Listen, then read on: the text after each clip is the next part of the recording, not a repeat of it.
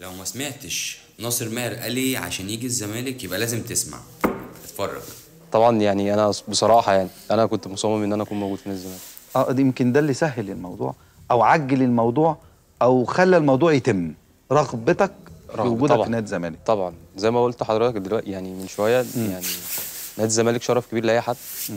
وانت بتتكلم في نادي من احسن الانديه في افريقيا، فانت يعني انت في نادي عظيم يعني. انت قررت، صممت واصريت. انت في حاجه عايز تقولها؟ يعني عاوز اقول ان انا يعني فعلا فعلا انا تعبت عشان اخد الخطوه دي بجد. يعني تعبت وكنت بسعى ليها وكنت بشتغل من بدري وبجتهد عشان اوصل للمرحله دي واوصل اكون موجود في نادي الزمالك. لان نادي الزمالك هيضيف لك كلاعب. نادي الزمالك بيضيف لاي لعيب، ورغم ان كان في ضغوطات انك انت ما تروحش. طبعا. طبعا. ضغوطات من مين؟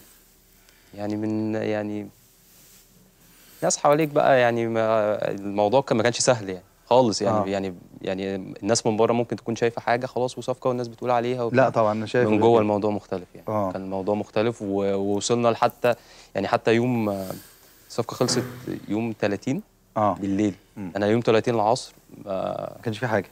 لا قالوا لي باظت. ياه. حسيت وانا بايه لما قالوا لك باظت؟ حسيت بايه؟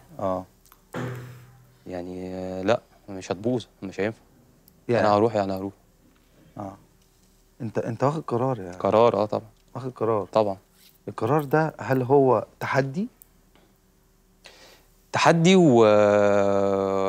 يعني تحدي وحابب الموضوع جدا يعني. انت بتتكلم مع يعني نادي الزمالك، انت جماهيره يعني كبيره جدا. انا معاك، بس انت النصر.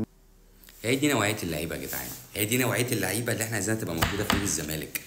اللعيبه اللي هي عايزه تلبس التيشيرت، عايزه جمهوره، عايزه بطولاته، عايزه حابه النادي، عايزه تلعب بتموت نفسها عشان توصل اللي هي تخش باب النادي.